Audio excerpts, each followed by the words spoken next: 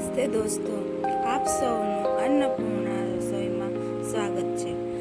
તો આજે આપણે બનાવીશું ભરેલા પરવળનું ચટપટું અને ટેસ્ટી શાક, જે સૌ કોઈને નથી ભાવતું, પણ તમે મારી આ રેસીપીથી બનાવશો તો સૌ કોઈને તમારા ઘરમાં જરૂરથી ભાવશે અને આંગળી ચાટતા રહી જશે. તો ચલો શરૂ કરીએ. સૌથી પહેલાં પરવળને 2-3 પાણીથી સરસ ધોઈને સૂકવી લો.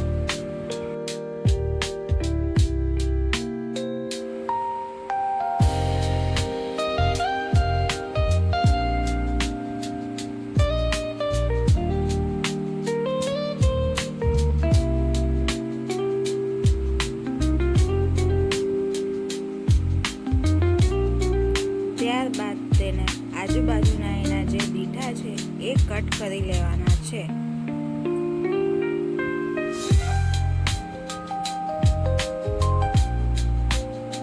એવી રીતે એક એક કરીને બધાય પરવળના દીઠા આપણે કટ કરી લઈશું. ત્યાર પછી એક એક કરીને બધા પરવળમાં ઊભા કાપા મારી દઈશું. જો તમને એના બી ભાવતા હોય તો રહેવા દેજો, ના ભાવતા હોય તો કાઢી દેજો. અને હા, એની છાલ મેં કાઢી દીધી છે. તમારે ભાવતી હોય તો રાખજો, અથવા એની છાલ કાઢી દેજો, નહીં તો એની છાલ છે ને સ્વાદમાં સારી નહીં લાગતી.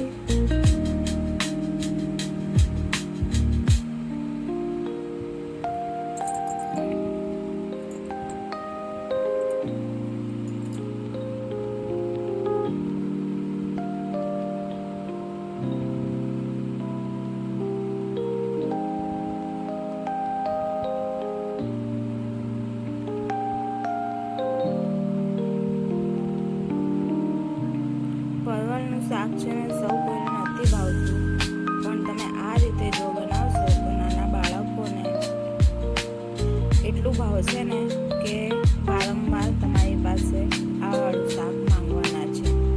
એટલે તમે જરૂરથી આ રેસીપી ટ્રાય કરજો.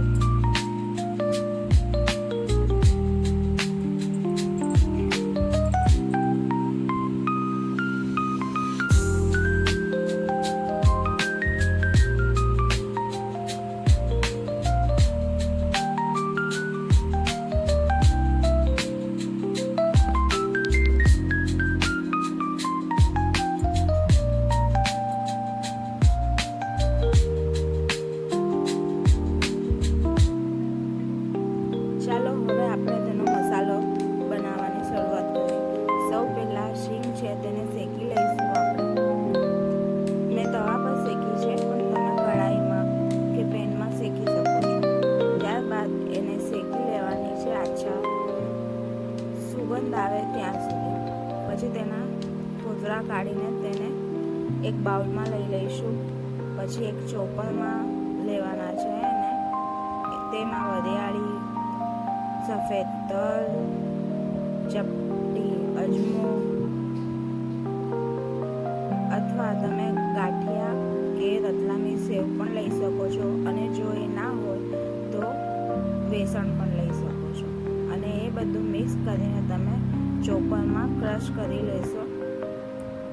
એકદમ ફાઇન પેસ્ટ નથી કરવાની, થોડું અધકચરું થાય તેવું રાખવાનું છે આપણે. તમે મિક્સરમાં પણ ક્રશ કરી શકો છો, પણ મેં ચોપરમાં ક્રશ કર્યા છે.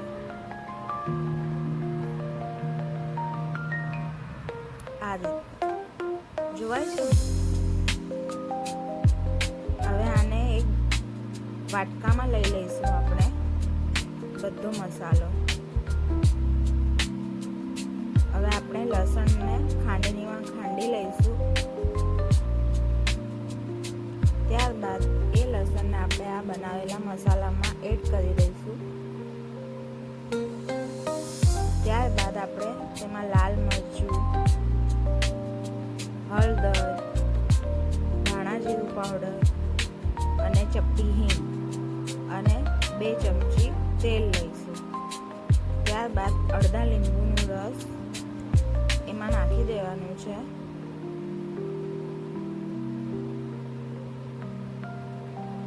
હાથેથી મિક્સ કરી લઈશું. એકમાં એક મિક્સ કરી દેવાનું છે એને. તેલ એટલે નાખ્યું છે કે સારી રીતે મિક્સ થઈ જાય અને પરવળમાં જ્યારે આપણે મસાલો ભરીશું ને ત્યારે આ મસાલો છૂટો નહીં પડે.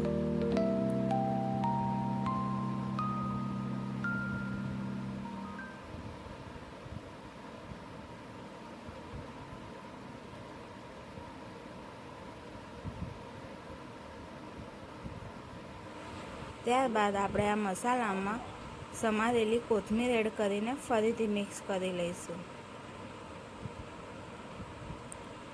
કોથમીર નાખવાથી એનો ટેસ્ટ બહુ જ સરસ આવે છે. હવે આપણે એક એક કરીને હાથેથી તેમાં મસાલો ભરી લઈશું પરવળમાં.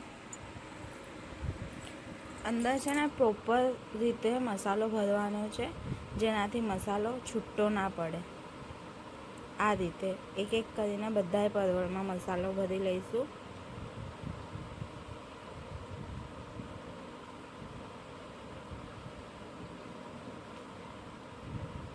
આ રીતે જો તમે મસાલો ભરશો ને તો મસાલો શાક બનાવતી વખતે જરાય છૂટો નહીં પડે. હવે આપણે વઘાર કરી લઈએ. એક પેનમાં 3 ચમચી તેલ નાખીશું. તેમાં એક એક કરીને પરવળ મૂકી દઈશું ધીરેથી રહીને. આ રીતે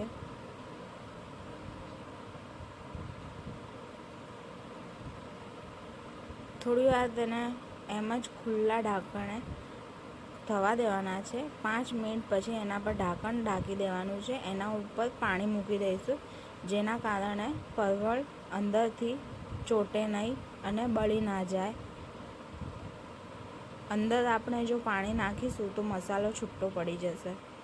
એટલે થોડા પાકી જાય એને ચેક કરીશું, પછી થોડું પાણી છટકાવી દઈશું.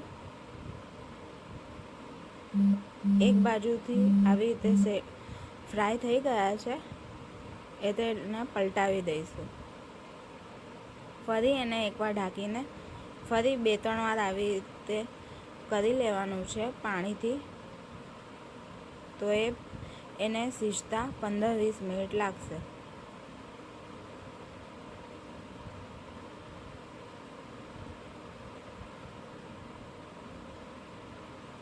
જો એ સીજી જાય ત્યારબાદ બચેલો મસાલો એના ઉપર ભભરાવી દઈશું અને આ રીતે બધી બાજુ એ મસાલાને આપણે પાથરી દઈશું. ત્યારબાદ ફરીથી તેને ઢાંકણથી ઢાંકી દઈશું,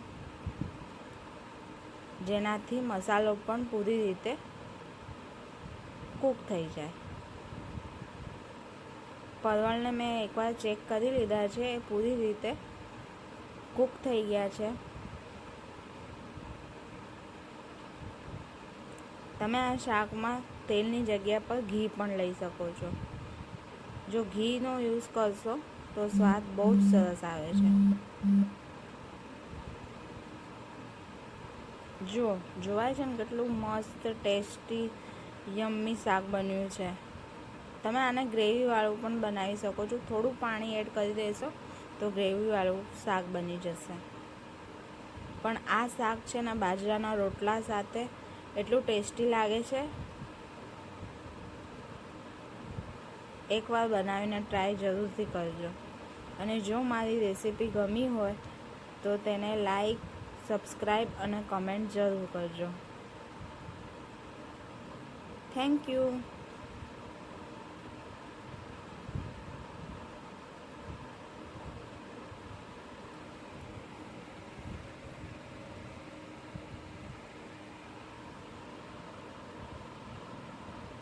ચલો એને સર્વ કરીએ આપણે.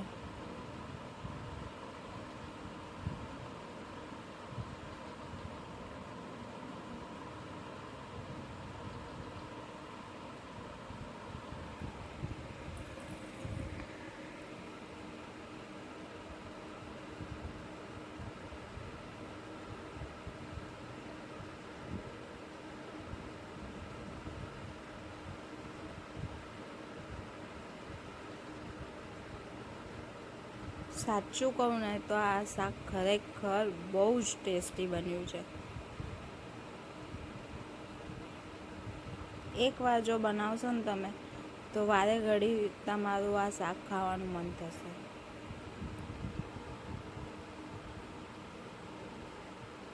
એકવાર તમે પણ ટ્રાય કરીને જુઓ.